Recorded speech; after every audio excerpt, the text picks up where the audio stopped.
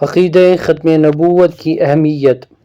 قسط نمبر 5۔ بسم اللہ الرحمن الرحیم۔ ختم نبوت کا عقیدہ ان اجماعی عقائد میں سے ہے جو اسلام کے اصول اور ضروریات دین میں شمار کیے گئے ہیں، اور عہد نبوت سے لے کر اس وقت تک ہر مسلمان اس پر ایمان رکھتا آیا ہے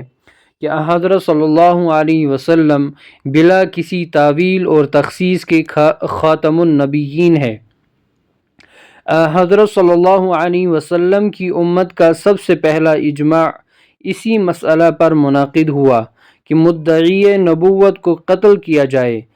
حضرت صلی اللہ علیہ وسلم کے زمانہ حیات میں اسلام کے تحفظ و دفاع کے لیے جتنی جنگیں لڑی گئیں، ان میں شہید ہونے والے صحابہ کرام رضوان اللہ علیہم اجمعین کی کل تعداد 259 ہے،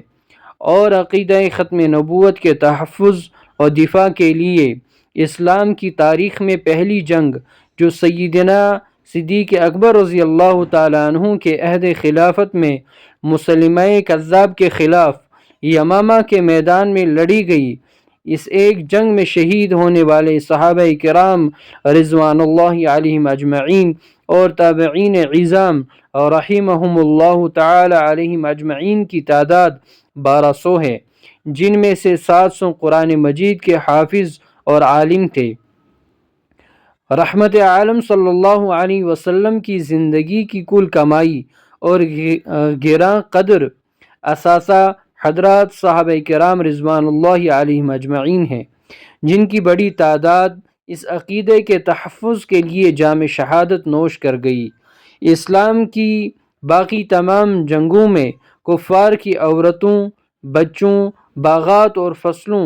وغیرہ کو نقصان نہیں پہنچایا گیا، لیکن حضرت ابوبکر صدیق رضی اللہ تعالیٰ عنہ نے اس جنگ میں حضرت خالد بن ولید رضی اللہ تعالیٰ عنہ کو حکم دیا کہ ان مرتدین کی عورتوں، بچوں، باغات اور فصلوں کو بھی ختم کر دیا جائے۔ اس سے ختم نبوت کے عقیدے کی عظمت کا اندازہ ہو سکتا ہے۔